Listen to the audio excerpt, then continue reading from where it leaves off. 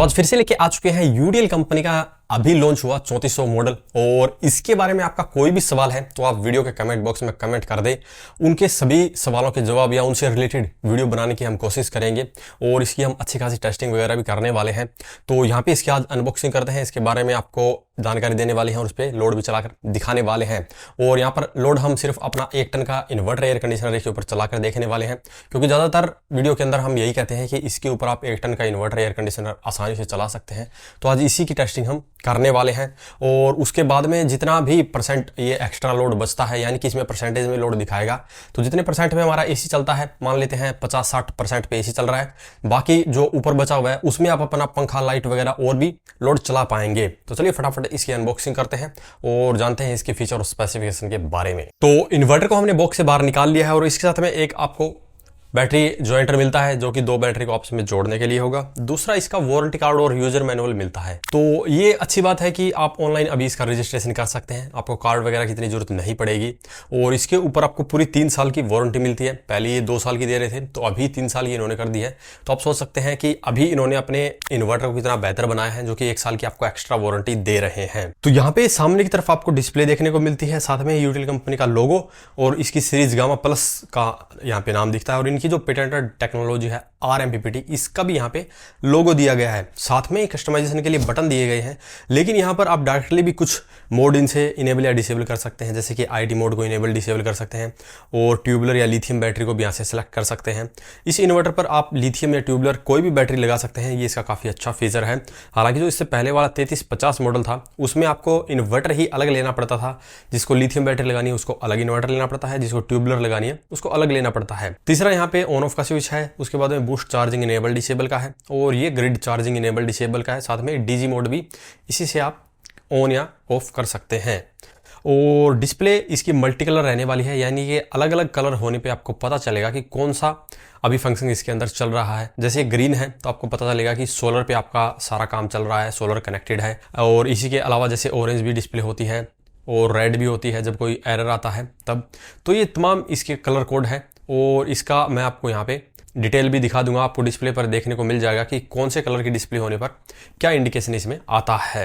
अब बात करते हैं इसके बैक साइड की। बैक साइड में सबसे ऊपर ही आपको सोलर पैनल लगाने के लिए टर्मिनल ब्लॉक दिया गया है और यहाँ पे अगर गलती से आप गलत कनेक्शन कर देते हैं तो यहाँ पे LED इंडिकेशन भी दिया गया है। यहाँ पे टेक्निकल स्पेसिफिकेशन का स्टिकर है और इसका मॉडल नंबर वगैरह लिखा हुआ है, जैसे कि आप देख सकते हैं GPP 3400 और capacity 3 kVA, DC voltage 24 volt, यानी कि 2 बैटरी पे ये ऑपरेट होता है।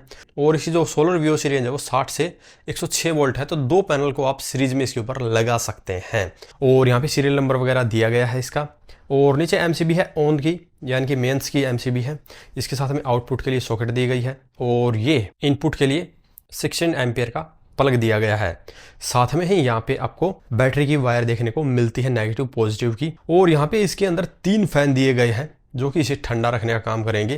तो काफ़ी कंपनियां क्या करती है, सिर्फ 2 ही फैन दे देती है और यहाँ पे कॉस्ट कटिंग कर देती है, लेकिन यहाँ पे यूटीएल आपको कंप्लीट 3 फैन दे रही है अलग अलग, जो कि इसे ज़्यादा अच्छे से कूल कर पाएंगे, जिससे कि इन्वर्टर की भी लाइफ बढ़ती है। सोलर पैनल कैपेसिटी की बात करें तो इस पर आप 3 किलोवाट तक के सोलर पैनल लगा सकते हैं। अब बात करते हैं इसके कुछ फीचर्स की और देन हम इसके ऊपर लोड टेस्ट करने वाले हैं। सबसे पहला फीचर है कि इसके अंदर आपको बिल्ट इन RMPPT कंट्रोलर दिया गया है, जो कि 30% मोर इफिशिएंट है एक PWM टेक्नोलॉजी के सोलर चार्ज कंट्रोलर से। तो इसमें आपको 30% एक्स्ट्रा इफिशियंसी देखने को मिलने वाली है। प्योर साइन वेव आउटपुट वाला ये इन्वर्टर है, तो घर का कोई भी अप्लायंस इजीली इसके ऊपर चला सकते हैं। इसके अंदर स्मार्ट LCD डिस्प्ले दी गई है, जिसमें आप रियल टाइम मॉनिटरिंग कर सकते हैं कि आपके सोलर पैनल से कितनी पावर आ रही है, कितना लोड चल रहा है, कितने वोल्टेज है, सभी जानकारी डिस्प्ले पर ही दिख जाती है। और ये BIS अप्रूव्ड प्रोडक्ट है, यानी कि इसे BIS सर्टिफिकेशन मिली हुई है। और इसके अंदर आपको मल्टी स्टेज बैटरी चार्जिंग का भी ऑप्शन मिलता है। साथ में ही ये SMF, जेल, ट्यूबुलर, लिथियम हर तरह की बैटरी को सपोर्ट करता है और ये डीजल जनरेटर के साथ भी कंपेटेबल है। तो आप डीजल जनरेटर को भी इसके साथ कनेक्ट कर सकते हैं। इसी के साथ 3 मोड दिए गए हैं, PCU, हाइब्रिड, स्मार्ट, जिससे कि आप अपना बिजली का बिल कम कर सकते हैं या बैटरी बैकअप अधिक ले सकते हैं। अगर आप इसके ऊपर 3 किलोवाट के सोलर पैनल कनेक्ट करना चाहते हैं तो यूटीएल कंपनी के 540 वाट के 6 पैनल का यूज कर सकते हैं। 2-2 को सीरीज में लगाकर 3 सेट को पैरेलल लगा सकते हैं, जिससे कि आपको 3 किलोवाट से भी ज़्यादा पावर इससे मिल जाएगी। तो चलिए अब इसको करते हैं कनेक्ट और देखते हैं लोड टेस्ट करके। जो आप मेरे पीछे देख पा रहे हैं ये लॉयड कंपनी का 1 टन का इन्वर्टर एयर कंडीशनर है जो कि 3 स्टार रेटिंग के साथ में आता है और ये 2022 का मॉडल है।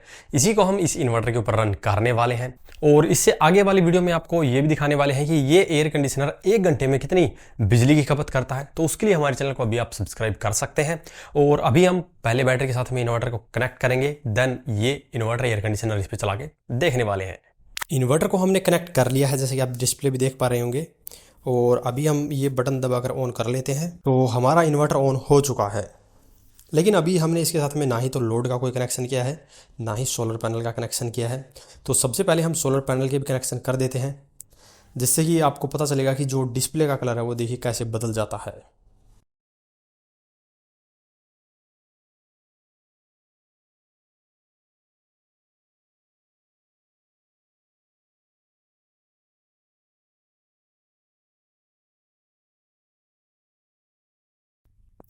देख सकते हैं सोलर पैनल के कनेक्शन करते ही जो डिस्प्ले का कलर है वो डार्क ग्रीन हो चुका है और अभी हमारी बैटरी भी चार्ज होना शुरू हो चुकी है। तो यहाँ पे आप देख सकते हैं स्टार्टिंग 1.8 एम्पेयर पे दिखा रहा है, लेकिन धीरे धीरे ये बढ़ जाएगा क्योंकि इसे एडजस्ट होने में टाइम लगता है। एसपीवी वोल्टेज हमारी 87 के करीब है। तो चलिए अब हम लोड के लिए इसका कनेक्शन करते हैं।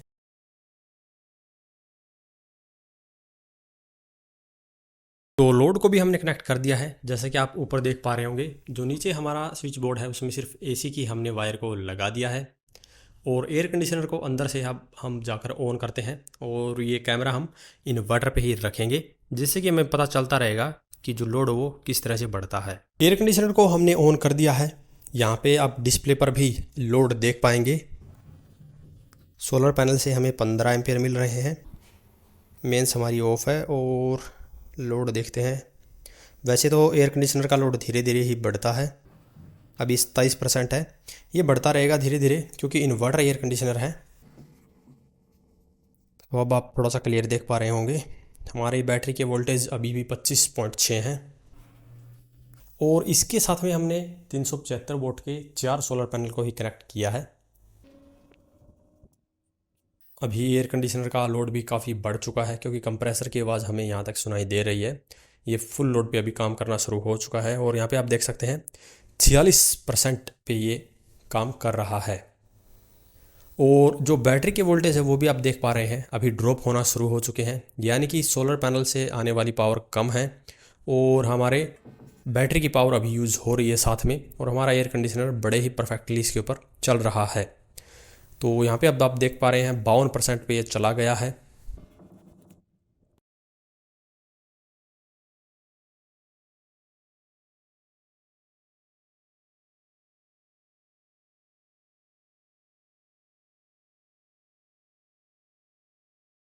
तो अभी हमारा inverter air conditioner full load पे चल रहा है और इन्वर्टर पे आप देख पा रहे हैं 63% लोड हो चुका है और ये अभी कंटिन्यू इसी के ऊपर रुका हुआ है और इन्वर्टर एयर कंडीशनर की जो पावर कंजप्शन है वो लगभग 1350 वोट के करीब चल रही है।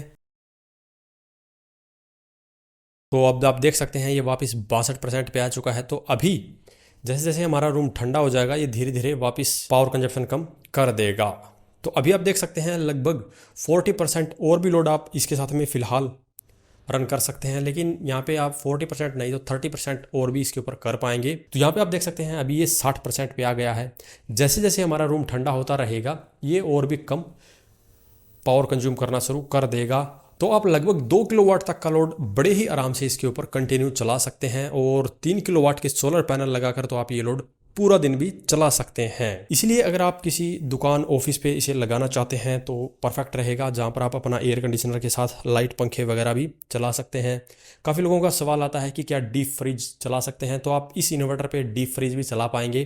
अगर आप एयर कंडीशनर वगैरह नहीं चलाते हैं तो डीप फ्रीजर के साथ में अपने लाइट पंखे और भी कुछ चला सकते हैं, टीवी वगैरह भी चला सकते हैं। अभी हमारे एयर कंडीशनर को लगभग आधे घंटे करीब हो गया चलते हुए और मैं ये वीडियो फ़ोन से ही बना रहा हूँ सिर्फ ये देखने के लिए कि पावर कंजप्शन कितनी कम हुई है।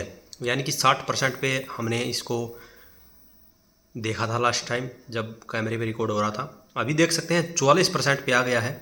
तो जैसा कि मैंने बताया था ये धीरे धीरे अपनी पावर कंजप्शन कम करता रहता है जैसे जैसे रूम ठंडा होगा। तो आप देख सकते हैं अभी 44 पे है और हम दोबारा से चेक करेंगे 1 घंटे बाद में कि कितनी पावर पे आ चुका है। अभी हमारे एयर कंडीशनर को चलते हुए 1 घंटे के करीब हो चुका है और अभी देखते हैं कि इसने कितनी पावर कम लेना शुरू कर दिया है। तो आप देख सकते हैं अभी ये 34% पे आ चुका है। जैसे कि मैंने वीडियो में बताया था आपको पहले ही कि जैसे जैसे धीरे हो जाएगा आप दूसरा लोड भी बढ़ा सकते हैं। अभी अगर आप इसके ऊपर साथ में कूलर, पंखे, लाइट और भी चलाना चाहते हैं, वॉशिंग मशीन वगैरह है, वो आप इजीली अब चला सकते हैं। आपका रूम ठंडा होने के बाद में आप दूसरा लोड भी इसके ऊपर चला सकते हैं। अगर आप ये परचेज करना चाहते हैं तो इनके ऑथराइज डीलर से परचेज कर सकते हैं। और अगर इसके बारे में अभी भी आपका कोई सवाल या सुझाव हो तो आप वीडियो कमेंट बॉक्स में कमेंट करके पूछ सकते हैं। वीडियो पसंद आए तो लाइक करें, शेयर करें, साथ ही हमारे चैनल को सब्सक्राइब करें। सब्सक्राइब करने के साथ बेल आइकन को जरूर दबाएं ताकि इसी प्रकार की वीडियो आपको समय समय पर मिलती रहे। धन्यवाद।